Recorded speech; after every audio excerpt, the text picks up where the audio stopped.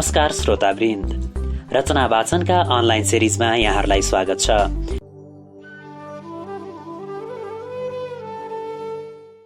अब प्रस्तुत छ सम्झनाको सागरमा केही दिनको 9औं अङ्क।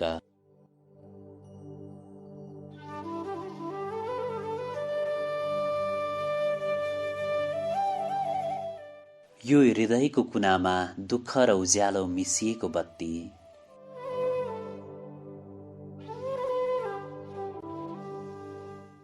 आज श्री आदर्श विद्या मन्दिर घैलाडुब्बाको स्वर्ण जयन्ती।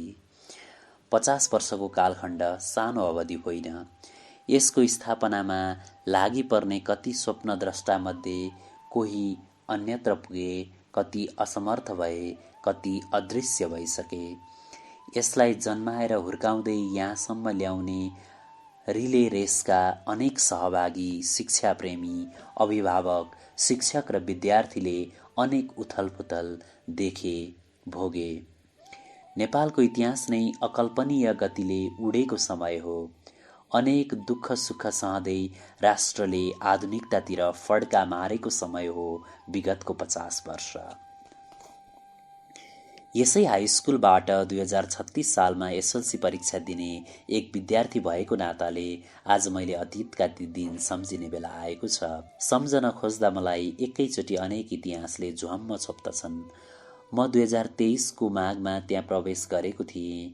2026 माघमा त्यहाँबाट बिदा भएँ।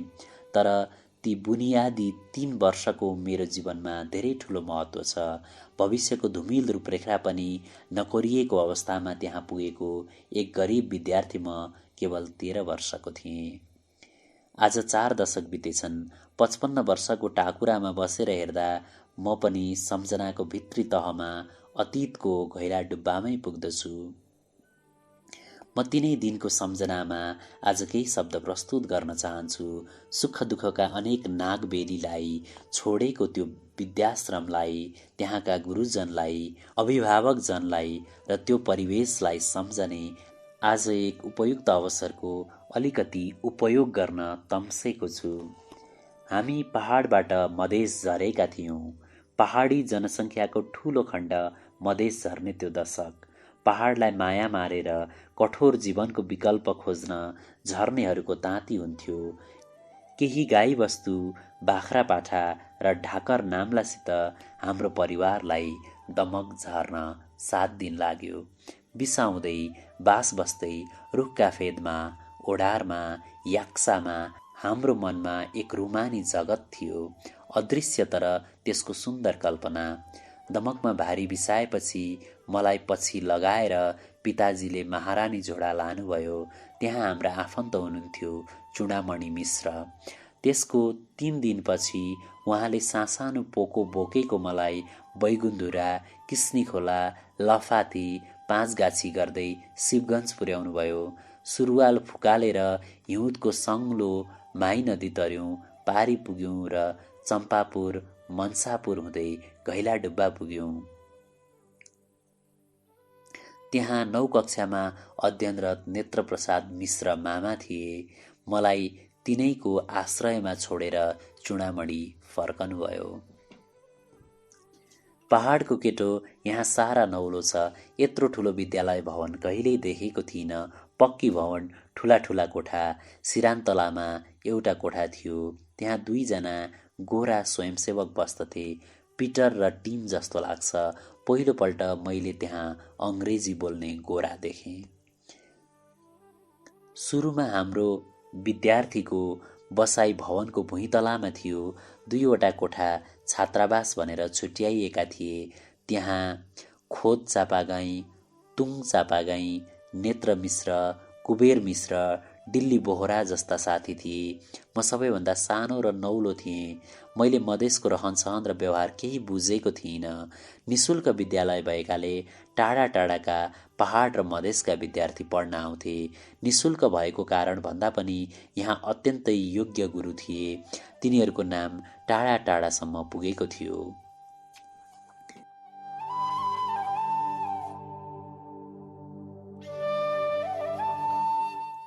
हामी कक्षा 8मा 25-30 जना थियौँ होला। त्यसबेला दाताराम खनाल, अमेरिका जानुभएपछि कालीप्रसाद सरले विद्यालय सञ्चालन गर्नुभयो।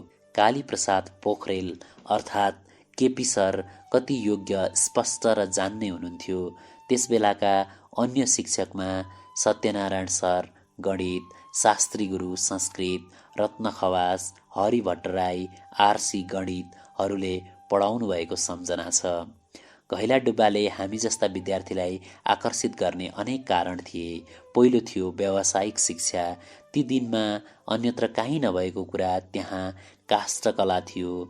कालेम्बुङ निवासी काठमिस्त्री अधिकारी सर विद्यालयको नजिकै घर बनाएर बस्नुभएको थियो।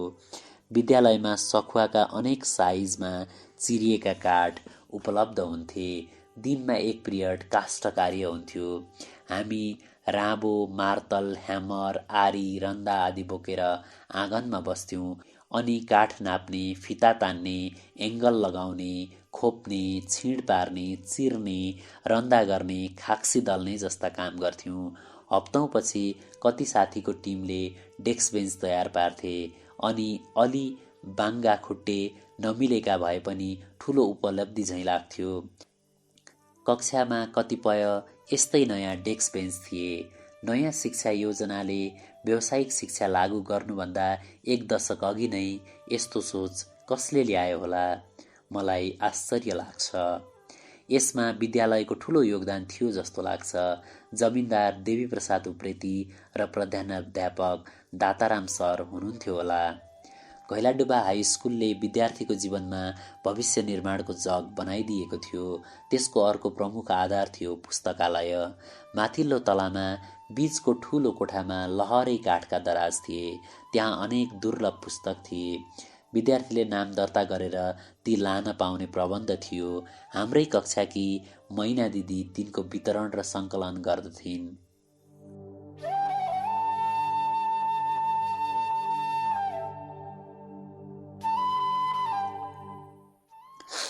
जहाँ गए पनि किताबका भारी बोकाएर ल्याउने दाताराम सरलाई सम्झन्छु। कति विद्यार्थीमा पुस्तक प्रेम जगाउने व्यक्तित्व उहाँ नै हुनुहुन्थ्यो। तिनै दिनमा मैले भ्रमर, डाकबङ्गला, मङ्गली, फ्रन्टियर, नैवेद जस्ता कृति पढेँ। तिनै दिनमा भारती, दियालो जस्ता पत्रिका देख्न पाएँ। अरू पनि धेरै पढियो। त्यही आधारले म भित्र साहित्यप्रति गहिरो अभिरुचि उत्पन्न गरेछ सायद। आज म जे जति साहित्यमा प्रवेश गर्दैछु त्यो सारा श्रेय दाताराम सरलाई र त्यो पुस्तकालयलाई दिन चाहन्छु। यद्यपि अरू शिक्षकमा पनि त्यही भावना थियो। तेस्रो कुरा छ, ती दिनमा विद्यार्थीको सर्वाङ्गीण विकासमा विद्यालयले ठूलो चिन्ता राख्दथ्यो। 2024 सालमा हुनुपर्छ आदर्श श्री नामक मुखपत्र निकाल्ने निश्चय गरियो। त्यसका लागि रचना सङ्कलन गर्न अनेकपल्ट गोष्ठी हुन्थे, रचना छानिन्थे। मैले पनि एउटा कविता रचेको थिएँ। त्यसका 2 लाइन सम्झिन्छु।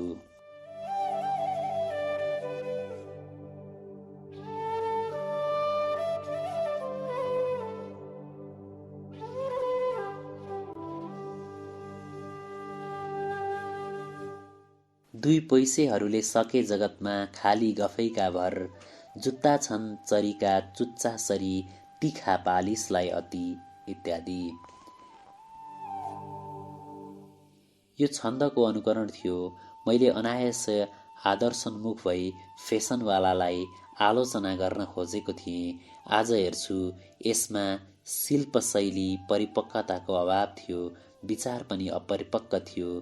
त्यही पनि एक बाल कविता आदर्शश्रीका लागि रचित, तर त्यो कविता आदर्शश्रीमा छापिएन।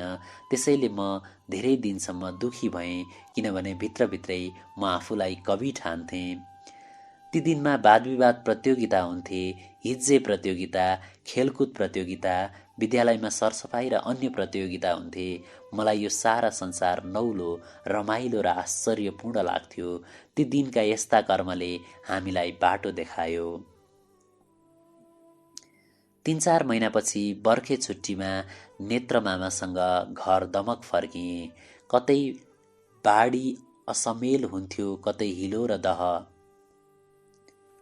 नदीनाला, होली र भास, जङ्गल, आवादी र चौरी छिचोल्दै हातमा हवाई चप्पल बोकेर गौरादह पुग्यौँ।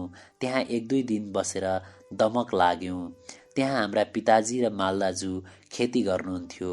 आमा र भाइ बहिनीहरू पहाडमै खेती पाकिन्जेल पर्खिरहेका, ठुल्दाजु बनारसमा अध्ययन गरिरहेका, हुर्किरहेको र जन्मिन बाँकी भाइ बहिनीहरू आमासँगै थिए।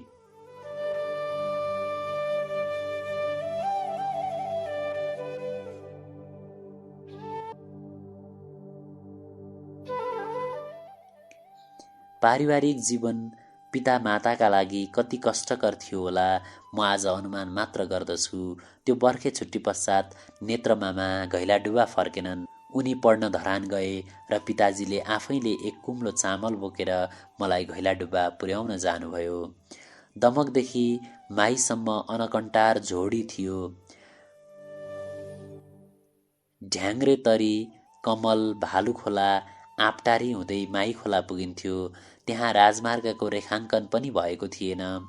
ठुला ठुला सालका वृक्ष माथि माथि जोडिएर घाम छेल्थे।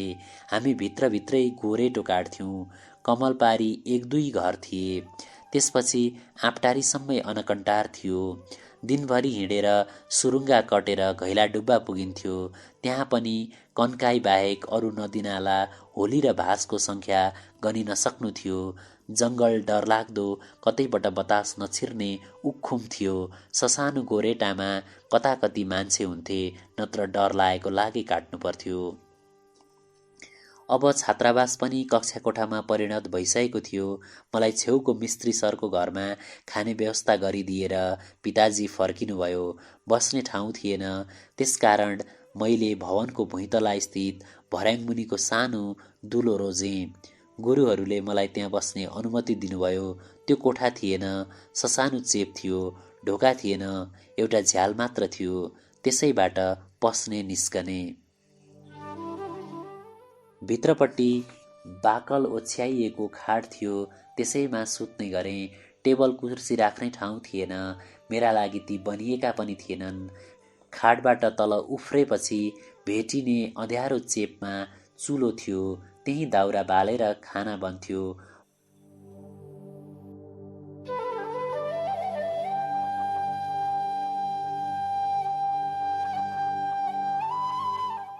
म मिस्त्री सरका चकचके छोराछोरीलाई ट्युसन पढाउँथेँ। बिहान बेलुका सिरान्तलामा बस्ने गोराका लागि माटाका गाग्रामा भरेर इनारको पानी ओसार्थेँ। उनीहरू महिनामारी पैसा दिन्थे। त्यसरी मेरो गुजारा चल्दै थियो। एक दिन गोराहरूले मलाई हटियाबाट सुँगुरको मासु किनेर ल्याउन हराए। मङ्गलबारको दिन घैलाडुब्बा हाट बजार लागेको थियो। त्यहाँ राँगा, खसी, सुँगुर सबै प्रकारका मासु उपलब्ध हुन्थे। म पैसा र झोला लिएर हाटखोला मासु पसल छेउ पुगेँ, तर झट्टै निर्णय लिन सकिनँ र त्यहीँ उभिएर धेरै बेर सोचेँ। वरिपरि हेरेँ, आज कसैले मलाई देख्ने छैन। म सुँगुरको मासु किनेर लानेछु। आखिर मैले खाना आँटेको पनि त छैन। प्रत्येक महिना आउने खर्च सम्झेँ र मन दह्रो बनाएँ। फेरि धेरै सोचेँ र नजिक पुगेपछि अर्को मनले सोध्यो, त पण्डित टेकनाथ भट्टराईको छोरा होइनस् गोविन्द, आज के गर्न आँटिस्? तब फरक्कै फर्किएँ, किनभने मलाई सुँगुर छुने आँट आएन र खसीको मासु लिएर आएँ। अनि काम्दै सुँगुरको मासु पाइएन र यो खसीको ल्याएँ भने। गोरेले हेर्दै नहेरी झ्यालबाट तल हुत्याइदियो। त्यो दिनदेखि गोराको जागिर समाप्त भयो। तिनीहरूको सङ्गतले मेरो इङ्ग्लिस धेरै राम्रो भएको थियो, तर सुँगुर काण्डले म बहिष्कृत भएँ। त्यसपछि मलाई निकै मुस्किल परेको थियो। मेरा आफन्त दिदी भिनाजु, मामा माइजू आदिले मलाई 12 लगे। त्यहीँबाट 1 घण्टाको बाटो घैलाडुबा धाउने मित्र मेदिनी कणेलसित मित पनि लगाइदिए।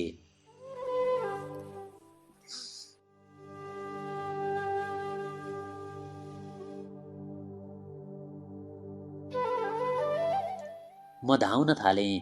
12 निकै टाढा लाग्थ्यो।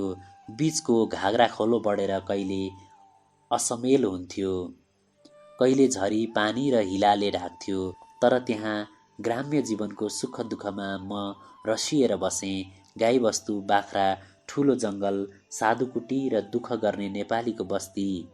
बर्खामा आँप बगैँचा, जामुना, क्यामुना आदि जङ्गली फलहरू, हिउँदमा खेतभरि पाक्ने बयर। त्यसबेला गोरुगाडा चढेर भित्रभित्रै हामी भद्रपुरसम्म निस्किन्थ्यौँ। कस्तो विचित्रको रमाइलोले ढाक्थ्यो। यता चकचकी, डाङ्गीबारी, तलको राजगढ र घैलाडुब्बाका हाट बजार मलाई अनेक रमाइला खाद्य सामान र फलफुलले भरिए झैँ लाग्थ्यो। हन्डीमा दही बेच्ने, बेसार र अन्य तुलफुल बेच्ने नौला वस्त्रका राजवंशी नारीहरू, गोरुगाडा सजाएर झुम्का हल्लाउँदै पर्दाभित्र सामान र मान्छे राखेर गाडा हाँक्ने राजवंशी सतार आदि पुरुषहरू, तल लकडी गद्दी भन्दा मुनि डाङ्गीबारी, चकचकी, कता कता बिरिङपारी, चम्पापुर, मन्सापुर, उता चारपानेतिर पारी भद्रपुरसम्म। मलाई ती बजारमा सिङ्गडा, चनाचटपटी, कोक्किस बिस्कुटहरू कति खाउँ लाग्थ्यो। टाउकोमा राखेर बेच्न हिँडेको मम्फली, बदामका रोटी खान कति मन पर्थ्यो। बर्खाभरि बजारमा आँपका डङ्गुर, कटहरका रास, जङ्गली फलफुल ढाकीभरि हुन्थे। म वरपर र बजार घुम्थेँ। पैसा नहुँदा कल्पेर ती सामान उत्सुकतावश हेरेको, अलिकति चाख्न मागेको सम्झन्छु। आज मलाई अचम्म लाग्छ।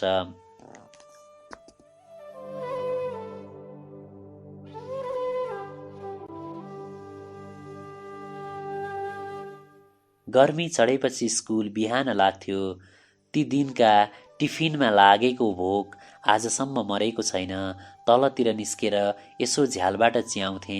राजवंशीका छोराछोरी मुरही, बैगुन यस्तै खाँदै हुन्थे। त्यहाँबाट उडेर कहिलेकाहीँ बजार पुग्थे। प्रहलाद, बेनु, हरि, देवेन्द्र, धनबहादुर अनेक साथी थिए। ती कुदेर गई मुनाईको दोकानमा कोक्किस किन्थे अथवा बिडारीको दोकानमा पसेर सिङ्गडा र तरकारी मगाउँथे। म पनि कहिलेकाहीँ ती साथीको हारमा हुन्थेँ। 40 वर्ष बिते, आजसम्म त्यति मिठो खाजा यो पृथ्वीमा कहीँ पाकेको थाहा छैन। मेरो अभाव देखेर, इमान्दारी र परिश्रमशील बानी देखेर होला सायद कक्षा 9मा पुगेपछि गुरुहरूले छात्रवृत्ति दिलाउनु भयो। कुबेर मिश्र र मलाई वार्षिक 90 रुपियाँ। त्यो लगेर दाताराम सरलाई राख्न दिएँ र महिनाको 10-12 रुपियाँ माग्ने गर्थेँ। खर्च चलाउँथेँ, फिस तिर्नु नपर्ने। बुवाले दाजुले दमकदेखि चामल पुर्याइदिनुहुन्थ्यो। म मिस्त्री सरको छोराछोरी पढ्थेँ।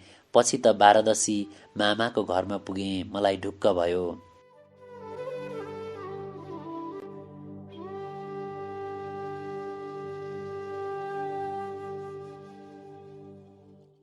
कक्षा 10मा पुगेपछि म माथि ठुलो कल्याण भयो।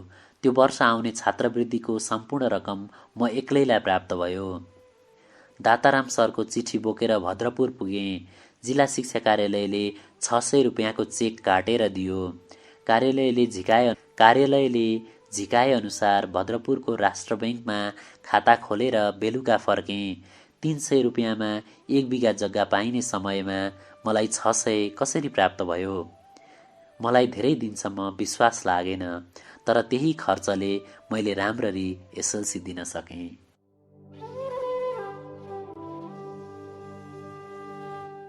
एसएलसी परीक्षा दिन भद्रपुर जानु पर्थ्यो। हामी 3 महिना अघि नै गयौँ। बजारमा डेरा लिएर बेनु पर्साई र म सँगै बस्यौँ। खाना बाहिरै खान्थ्यौँ। म गणितमा सधैँ कमजोर थिएँ। यद्यपि आरसी सरले बहुत प्रेम गर्नुहुन्थ्यो।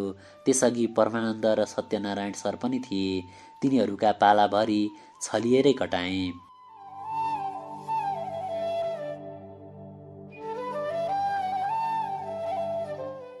एसएलसीमा गणित र विज्ञान विषय जानी नजानी अङ्ग्रेजीमै लेखेँ। त्यसो गर्दा राम्रो नम्बर आउँछ भन्ने भ्रम थियो। त्यसबेला कसैले चोरी गर्न सकेको थाहा छैन। तर गणितका दिनमा छेउमा बसेका धनबहादुर गोले तामाङका कापीतिर बारम्बार छड्के आँखा लगाएँ। उनले पनि मलाई सहयोगको इसारा गरे। एकपल्ट गार्डले हकारे। तर त्यो दिन छड्के आँखा नलगाएको भए सायद मैले कहिल्यै एसएलसी पास गर्ने थिइनँ कि। धन्य छ मित्र धनबहादुर।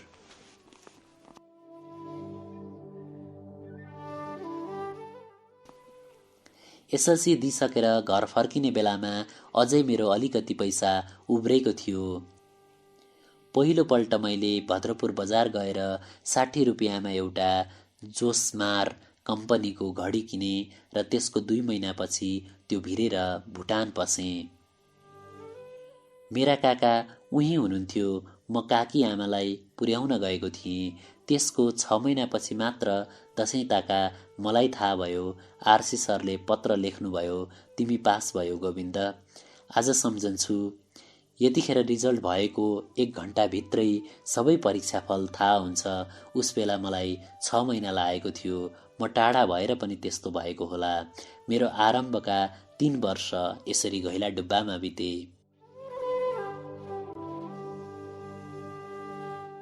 मलाई त्यो घैलाडुब्बा पुगेपछि नवीनताको बोध भयो।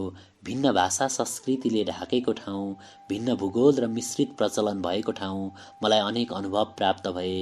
ती दिनमा प्रत्यक्ष रूपले त्यो बसाइको के प्रभाव थियो त्यसबारे म सचेत भइनँ होला, तर त्यसको प्रभावले मेरो लामो जीवनलाई छोइरहेको कुरा आज अनुभव गर्दछु।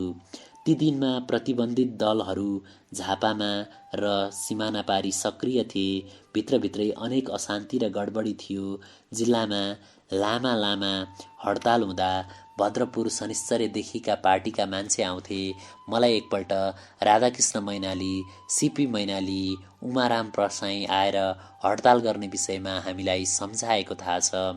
2026 सालको हिउँदमा गणेशमान सिंह र विश्वेश्वर प्रसाद कोइराला नेपाल पस्ने भनेर हल्ला चल्यो। पोस्टर पनि टाँसिए, तर त्यो सिमाना पारीको रणनीति मात्र थियो होला। त्यसबेला टोरूप पर्साईले भद्रपुरको आफ्नो घरमा हामी केही विद्यार्थी भेला गरेर खुब सम्झाए। भोलिपल्ट त्यहाँ ठुलो सभा थियो। त्यसमा कृतिनिधि विष्टले औँला ठड्याएर बोलेको आजै जस्तो लाग्छ। उनले चेतावनीको भाषामा बोले, हाम्रो पञ्चायती व्यवस्थामा बेदखली गर्ने कोही आउँछ भने त्यसलाई जनताले समाप्त पार्नेछन्। बेदखली के हो हामीलाई थाहा थिएन।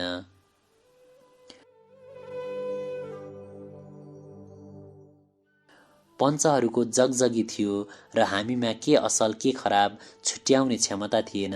यद्यपि तीव्र राजनीतिक चेतना र सङ्गत भएकाहरू भित्रसम्म लागिसकेका थिए। खड्ग ओली मेरा 1 वर्ष जुनियर हुन्। उनी कक्षा 9 मै पक्राउ परिसकेका थिए। हाम्रा ग्रुपमा राजनैतिक प्रशिक्षण दिने, त्यतातिरको चिन्ता गर्ने कोही भएको सम्झना छैन। दाताराम सर राजनीतिमा नलाग्नु, पढ्नु भनेर विद्यार्थीलाई बारम्बार सम्झाउनुहुन्थ्यो। घैलाडुब्बामा बसेकै दिनमा तराईका विशेष फलफुल खान पाइयो। ठुला ठुला भोज सुरु भएका थिए। त्यहाँका खानपिन र मिठाई बिर्सिन सक्नु लागेको छ। त्यहाँको विशाल फाँट, हिउँदभरि शीत पर्ने गरा र बालीनाली सधैँ कहिल्यै नबिर्सिने चित्र भएर आएका छन्। घैलाडुब्बामै मैले साइकल देखेँ र सिकेँ। एउटा साथीको रेडियो चलाउन पाएँ। पाइन्ट सर्ट र चप्पल लगाउन पाएँ।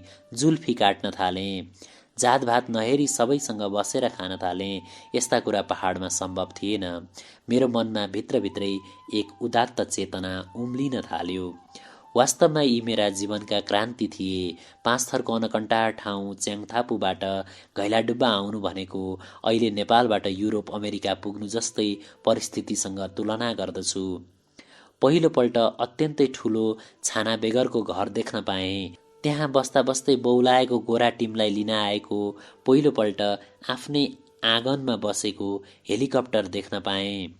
पहिलोपल्ट विद्यालय मैदानमा पर्दा टाँगेर प्रोजेक्टरले देखाएको कुनै प्रचार सामग्रीमा चलचित्र देख्न पाएँ। यो एक महान आश्चर्य थियो। त्यसैगरी पहिलोपल्ट बजारको मैदानमा कैयौं दिनसम्म रामलीला देख्न पाएँ। हिउँदभरि बजारमा मञ्च बनाएर रामलीला खेल्ने भारतीय कलाकर्मी आउँथे। हिन्दी वा यस्तै स्थानीय भाषामा लीलाहरू प्रस्तुत गर्थे।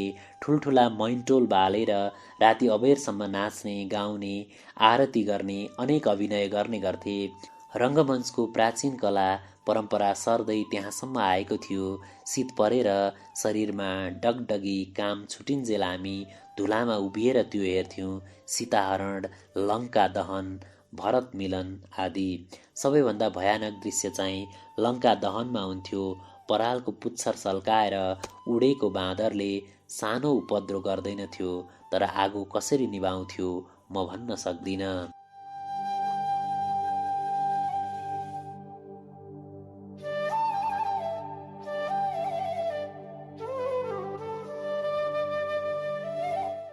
विद्यालय प्राङ्गणमा दाताराम सरको आवास, पर्तिर रत्न सरको, उता गुरुको, तलतिर देउमा देवीप्रसाद जिमिन्दार बाको।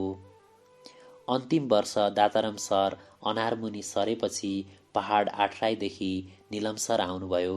निलम मैनाली सरले पनि म प्रति विशेष स्नेह राख्नुभयो। जमिनदारका छोराछोरी अत्यन्तै शिष्ट र सरल थिए। पर्तिर धनञ्जय उप्रेतीको, पर्तिर भान्जा बाबुको, सुबेदार बाको, डाक्टरको, साझाको, बेडारीको, बाह्रकोटीहरूको, छेउपट्टि चौधरीहरूका।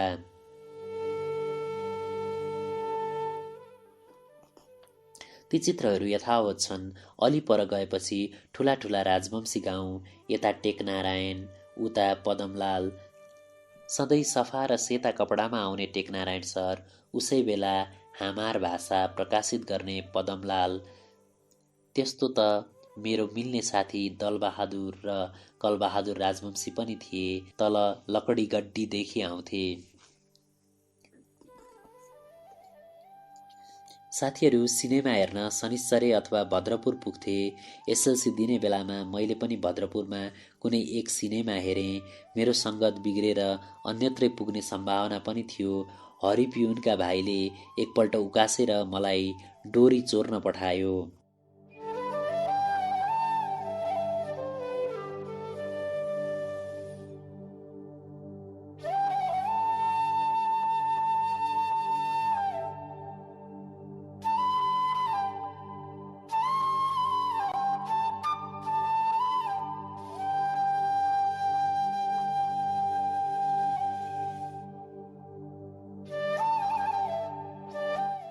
विद्यालयले वार्षिक उत्सव गर्न तयार पारेको बेला माथि अफिसमा अनेक सामान थिए। त्यस बेला गएर मैले एक बिटा डोरी तल खसाएँ। त्यसको कुनै प्रयोजन थियो जस्तो लाग्दैन, तर एक प्रकारको बदमासी गर्न सक्ने साहसको प्रदर्शन जस्तो ठान्दछु। भरे केरकारमा परेपछि मैले भनिदिएँ। उसैले डोरी फिर्ता गर्यो र 2 सिर्कना खाएर झर्यो। सायद म निर्दोष ठहरिएँ। त्यसै गरी मलाई अधिक माया गर्ने मित्र राजेन्द्र पोखरेलले एक दिन मलाई बजारबाट एउटा कटहर बोकाएर विद्यालय पठाए। हाटबजारको दिन पाकेको कटहर बोकेर म विद्यालय नपुग्दै एउटी राजवंशिनी र राजेन्द्रकी आमा त्यहीँ पुगे। केरकार गरेर कटहर फिर्ता लगे। म पनि दोषको भागी थिएँ, तर आमाको कुटाई साथीले खायो। यो हल्ला विद्यालयमा पनि पुगेको थियो। गुरुजीले मलाई सचेत गराए। त्यसपछि मैले यस्तो सङ्गत छोडेँ। पाकेका बेला आँप चोर्नु कुनै अपराध ठहरिँदैन थियो। कक्षा 9मा पढ्दा म 12दशीमा थिएँ। भिनाजुले भने, तेरो पढाइ राम्रो गर्न देवीलाई भाकल गर, एक जोर परेवा चढाउनु पर्छ। मैले त्यो हिउँदभर धानसिला खोजेँ, बजारमा बेचेँ र हटियाबाट एक जोर परेवा किने। परेवा देखेर भिनाजु दुखित भए। गोविन्द, यी परेवा अत्यन्तै साना, खान नपाएका र एक छाक पनि नपुग्ने छन्। तैँले किन मलाई सोधिनस्? म गाउँमै किनिदिन्थेँ। तर मलाई छिट्टै देवी देवता खुसी पार्नु थियो। भिनाजुले लगेर देवीथानमा परेवा चढाइदिए। नभन्दै म कक्षा 9मा पास भएँ। तर त्यो आफ्नो परिश्रमले हो कि परेवाले मैले छुट्याउनै सकिन। मेरो चेतनाको स्तर त्यस्तै नै थियो।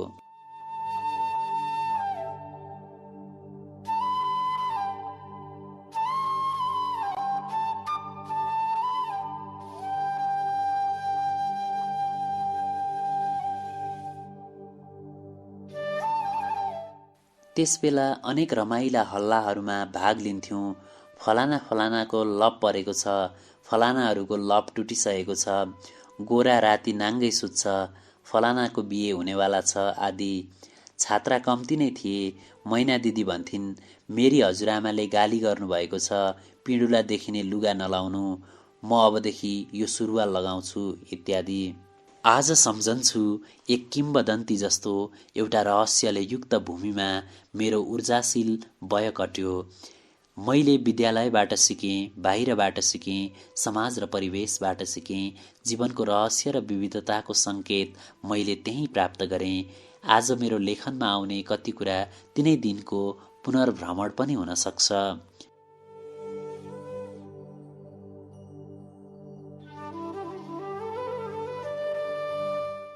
आज म पछि फर्केर हेर्छु एउटा साधारण नेपालीले यो अनन्त भिडबाट उठेर आफ्नो परिचय स्थापना गर्न खोजेका दिन म आफैलाई देख्छु एउटा साहित्यकार लेखकको दर्जामा उभिँदैछु, एउटा शिक्षाविद जस्तै भएर त्रिभीमा उभिएको छु।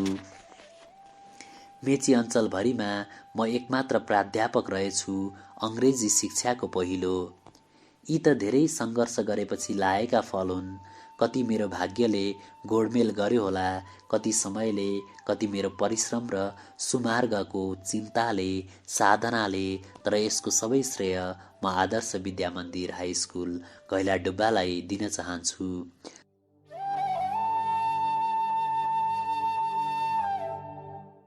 ती गुरुजनलाई दिन चाहन्छु जसको मन केवल विद्यार्थीको चेतना उगार्ने चिन्ताले भरिएको थियो, जसले आदर्श पथ रोजे र हामीलाई हिँडाए।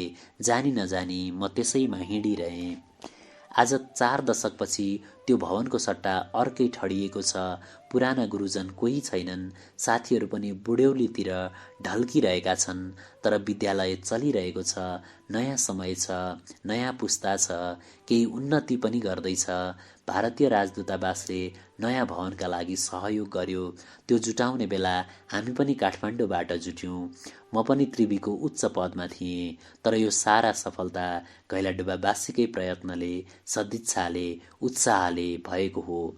त्यसमा मित्र केपी ओलीको महत्त्वपूर्ण भूमिका छ, अगुवाई छ।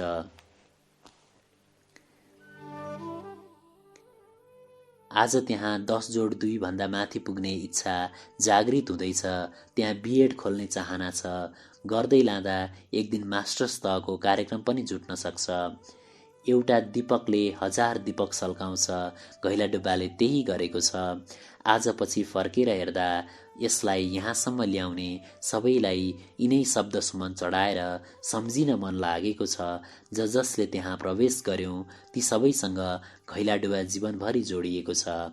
आज ठुला ठुला विद्यालय खुले, अनेक सुविधा र तडक भडकले ती भरिए, तर अन्धकार दिनमा ससानो टुकी बालेर उभिएको गैलाडुब्बालाई यिनै सम्झना चढाएर रोकिन चाहन्छु। ती सारा गुरुजन मेरो हृदयमै छन्, जसको न म कुनै गुण तिर्न सक्छु न त कुनै ऋण तिर्न, किनभने गैलाडुब्बा नभएको भए मेरो जीवनले कुनै आकार लिने थिएन होला। सायद लिएकै भए पनि धुमिल र अस्पष्ट हुन्थ्यो होला सायद।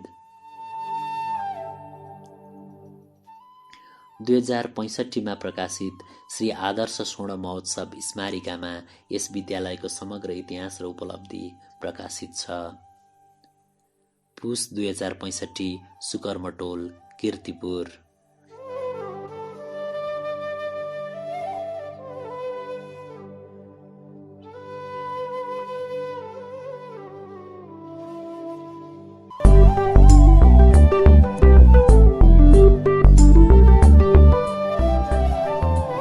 आजको श्रृङ्खला यतिमै अन्त्य गर्ने अनुमति दिनुहोस्। अर्को सिरिज लिएर हामी चाँडै उपस्थित हुनेछौँ। Stay safe, stay at home, keep tuning Rachana वाचनका online series only on sound.